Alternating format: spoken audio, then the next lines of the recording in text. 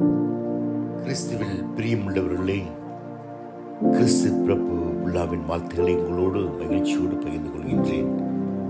பிறக்கின்ற பாலன் இயேசு நம் உள்ளங்களில், இல்லங்களில், சமூகங்களில் தொடர்ந்து பிறந்து கொண்டே இருக்கட்டும்.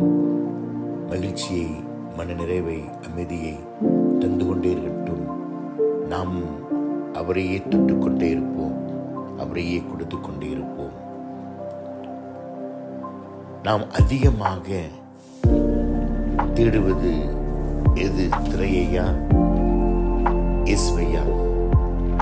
நாம் கொடுப்பது நிழலையா, நிஜத்தையா? சமீபத்தில் தெரியும், ஹைதராபாத்திலே புஷ்பா 2 திரையை பார்க்க விரும்பி முந்திக்கொண்டு மோதிக்கொண்டு அடிபட்டு பல பேர் காயத்துக்குள்ளானார்கள். உயிரும் பறி போனது. ஏன்? திரையையும் தேடுகின்ற அந்த ஒரு ஒரு ஒரு ஒரு ஒரு ஒரு எண்ணம். ஒரு குடும்பத்தின் தந்தை பிஸ்னஸ்க்கு டிப்ஸ் கொடுக்கிறதுக்காக யூடியூபை ஆரம்பித்து அதிலேயே முழு கவனம் செலுத்தி அதிகமான ஃபாலோவர்ஸ், சப்ஸ்கிரைபர் வேண்டும் என்று அதிகமாக ஈடுபட்டு குடும்பத்தை மறந்து போன பொழுது அவருடைய மகள் சொல்கின்றார், அப்பா எங்களை மறந்துட்டாரு, நாங்கள் அவரை இழந்துட்டோம். குடும்ப உறவுகளில் குழப்பத்தோடு பிரச்சனையாகி இருக்கின்ற ஒரு பெண்மணி இன்ஸ்டாகிராமில் தன்னுடைய பல்வேறு புகைப்படத்தை மீண்டும் மீண்டும் மாறி மாறி மாறி அனுப்பி பெரிய ஒரு ஆபத்துக்கு உள்ளாகி மன உளைச்சலுக்கு ஆளாகி போனார். கிறிஸ்து பிரியமுள்ளவர்களே, தொடர்ந்து எங்கு நடந்தாலும், எது நடந்தாலும், நின்றாலும், பயணம் செய்தாலும், நடந்தாலும் நாம் திரையை தொட்டுக்கொண்டே இருக்கின்றோம். அந்த திரை நல்லது இருக்கின்றது. பல்வேறு சிந்தனைகள், இறைவார்த்தை சிந்தனைகள், உந்துதல் சக்தி, உற்சாகப்படுத்துகின்ற சிந்தனைகள், மோட்டிவேஷன், இன்ஸ்பிரேஷன் சிந்தனைகள் மற்றும் உடல்நல பேணுவதை பற்றி இயற்கையோடு சேர்ந்து உடல்நலத்தை பேணுவது, வாழ்க்கையை வாழ்வது பற்றிய சிந்தனைகள்லாம் கொடுக்கப்படுகின்றன. ஆனால் பல பேர் தேடுவது வெறும் திரையை. 3 நொடிகளுக்கு உள்ளாக இன்ஸ்டாகிராம் திரையானது, ரீலானது மாற்றிக்கொண்டே இருக்கப்படுகிறது.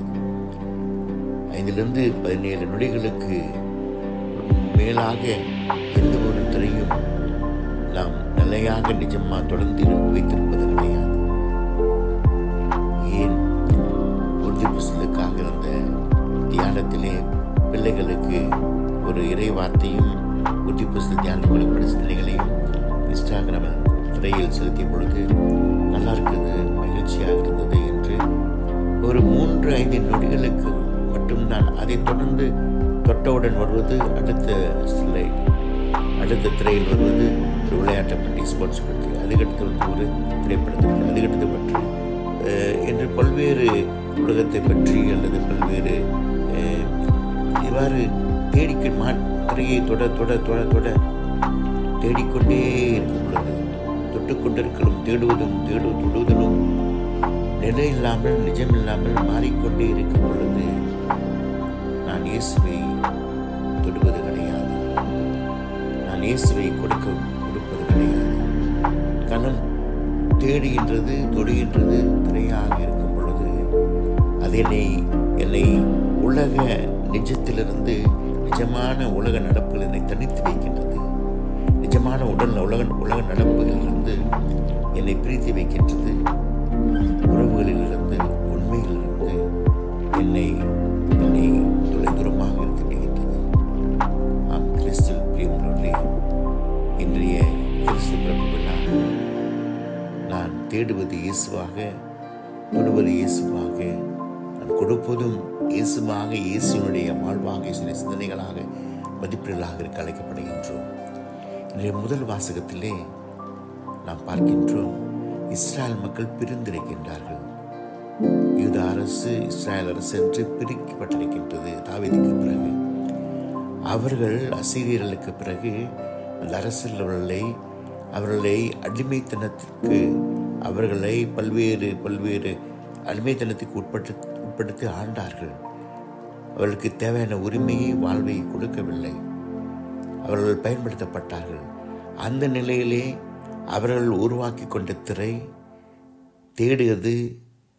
தேடுகின்ற திரை, எங்களுக்கு ஒரு அரசர் வேணும், எங்களுக்கு தாவீது போல அரசர் வேணும், எங்களுக்கு ஒரு தலைவராக ஒரு தந்தையாக மோசேவை போல யோசுவாவை போல வேண்டும் என்று எதிர்பார்ப்பு திரையை தேடினார்கள்.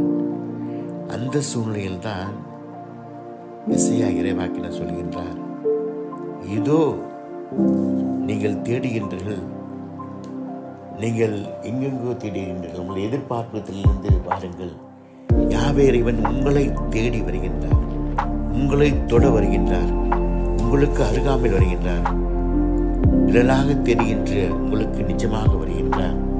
அவரே வியத்துக ஆலோசகராகவும், அவரே மாட்சிமிகு மன்னராகவும், என்னாலும் இருக்கின்ற தந்தையாகவும் உங்கள் அருகாமையில் உங்களை தேடி வருவார். அப்பொழுது உங்களுக்கு இந்த மகிழ்ச்சியானது அறுவடையின் கிடைக்கின்ற மகிழ்ச்சியாக, கொள்ளை பொருளெல்லாம் கொள்ளையடித்து கிடைத்த அந்த ஒரு கூட்டத்தின் மகிழ்ச்சியாக உங்களுக்கு மாறும் என்று அவர்களை அருகாமையில் உடன் இருக்கின்ற அவர்களை தேடி வருகின்ற இறைவனை பெற்றுக்கொள்ள அழைப்பு விடுக்கின்றார். நற்செய்தியிலே இயேசுவின் பிறப்பு வரலாறு, அந்த வரலாறை மையப்படுத்தி கணக்கெடுப்பை மையப்படுத்தி துவங்குகின்றார் நற்செய்தியாளர். கணக்கெடுப்புக்கு பதில் சொல்ல மரியாளும் யோசேப்பும் வருகின்றார்கள், பயணம் செய்கின்றார்கள். கணக்கெடுப்பு 3 காரணங்களுக்காக எடுக்கப்பட்டது. வரி வசூலிக்க, இரண்டாவது போருக்காக ஒரு குடும்பத்திலிருந்து எவ்வளவு பேர் இருக்கின்றார் என்பதை தெரிந்து கொள்ள, மூன்றாவதாக வரப்போகும் மெசியா அரசர் எங்கு யார் எப்படி பிறப்பார் என்று தெரிந்து கொள்வதற்காக. ஆக இன்றொரு சூழ்நிலையிலே பல்வேறு எதிர்பார்ப்புகள் இருக்கும் பொழுது மக்களும் ரோமை அரசுக்கு கட்டுப்படுத்தப்பட்டு யூத மத சடங்குகளுக்கு கட்டாயப்படுத்தப்பட்டு வாழ்ந்த மக்கள் விடுதலை பெற விரும்பி, எங்கள் வீட்டில் மெசியா பிறப்பாரு, எங்கள் வீட்டில் மெசியா பிறப்பாரு, எங்கள் வீட்டில் மெசியா வருவார்னு சொல்லி ஒன்றாக இருந்த ஒருங்கிணைந்த சேர்ந்திருந்த மக்கள் பொறாமையினால் சுயநலத்தினால் தனிமைப்படுத்தப்பட்டு தங்களையே எங்கள் வீட்டில் பிறப்பார் ஒவ்வொரு குடும்பங்களையும் தயார்படுத்தி கொண்டார்கள். ஆண்டமரமாக அரச சூழ்நிலையிலே தயார்படுத்தி கொண்டிருந்தால் அவர் பிறப்பார், அவர் எங்களுக்கு அரசராக ஒரு வசதிகளோடு ஒரு உயர்மட்ட சூழ்நிலையோடு பிறப்பார் என்று இந்த சூழ்நிலையிலே அவர் பிறந்தது. தேடியது மாட்டுத்தொழுவம். எங்கும் இடமில்லை, இந்த சத்திரத்தில் இடமில்லை, மாட்டுத்தொழுவம். 2 காரியங்களை முன்வைக்க விரும்புகின்றேன். மாட்டுத்தொழுவமும் அங்கு அவரை சுற்றிருந்த அந்த ஒரு கூடி துணியையும் கொள்ள விரும்புகின்றேன். குழந்தையை சுற்றி இருந்தார்கள் துணியினால் என்று படிக்கின்றோம். இங்கு மாட்டுத்தொழுவமானது கால்நடைகளுக்கு உணவு உடைக்கின்ற இடம். பெத்லகேம் என்றால் அப்பத்தின் வீடு என்று சொல்லுவாங்க. உணவாக வந்தார். எங்கெங்கோ தேடிய மக்களுக்கு, இதோ நாங்கள் அருகாமையில் உங்கள் மத்தியில் உங்களுக்காக வந்தேன். சுற்றியிருந்த அந்த துணியானது, குழந்தை துணியானது உங்கள் அனைவரையும் உள்ளடக்கி, உங்கள் அனைவரையும் என்னோடு இணைத்துக் கொள்ள, சேர்த்துக் கொள்ள நான் வருகின்றேன். யாரையும் பிரித்து பாகுபடுத்தி பார்க்கும் அனைவருக்காகவும் வருகின்றேன் என்று சொல்லி அங்கு வழக்கம் போல நடுச்சாமத்திலே நள்ளிரவிலே காவல் காத்திருந்த அந்த இடையனுக்கு உங்களுக்காக உங்கள் மத்தியிலே ஒரு மனிதமாக மகிழ்ச்சியாக அருகாமல் வருகின்றார். தொடுங்கள், தேடுங்கள், நடிகர்கள் அதே கொடுங்கள் என்று அழைப்பிடுகின்றார். உலகம் முழுவதும் உன்னது முழுவதும் மகிழ்ச்சி உண்டாகுகின்ற ஆரவாரம் ஆர்ப்பரிப்பு தொடங்குகின்றது. ஆம், கிறிஸ்துவின் பிரியமுள்ளவர்களே, இன்றைய கிறிஸ்து பிறப்பு விழா ஆனது இவ்வாண்டு நாம் இயேசுவையே தேட, நாம் இயேசுவையே தொட, அந்த இயேசுவனுடைய தொட்ட தேடிய பிறகு தொட்ட அந்த மகிழ்ச்சியை, மனநிறைவை, அமைதியை, ஒற்றுமையை, அந்த உலகினுடைய உணர்வுகளை, உண்மைகளை, போராட்டங்கள், கலவரங்கள், குழப்பங்கள், கசப்பான உணர்வுகள், நோய்கள், பயங்கள் இவையெல்லாம் இருந்தாலும் இவையெல்லாம் கடந்து செல்ல அமைதியாக, அமைதியின் அரசராக, என்றென்றும் உள்ள தந்தையாக, வேத்துக ஆலோசகராக அவர் இருக்கிற உறவுகளை தேடுவோம். கொடுக்கப்பட்ட உறவுகளில் உண்மையை காணுவோம். குடும்பங்களை தேடுவோம்.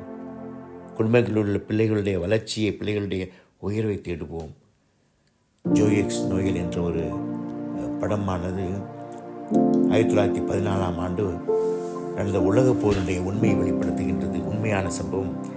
1914ஆம் ஆண்டு முதல் உலகப் போர் உச்சக்கட்டத்தில் பெல்ஜிய நாட்டு எல்லையில் ஆங்கில படைகள் பிரான்சோடு இணைந்து ஜெர்மானியர்களோடு தீராத போரில் ஈடுபட்டு கொண்டிருந்த பொழுது அவர்களுக்கு கொடுக்கப்பட்ட அந்த நீங்கள் தொட வேண்டும், தேட வேண்டும் என்றால் எதிர்ப்பை தான், போரை தான், நீங்கள் சுட வேண்டும், கொல்ல வேண்டும், அதுதான் சொல்லப்பட்டது.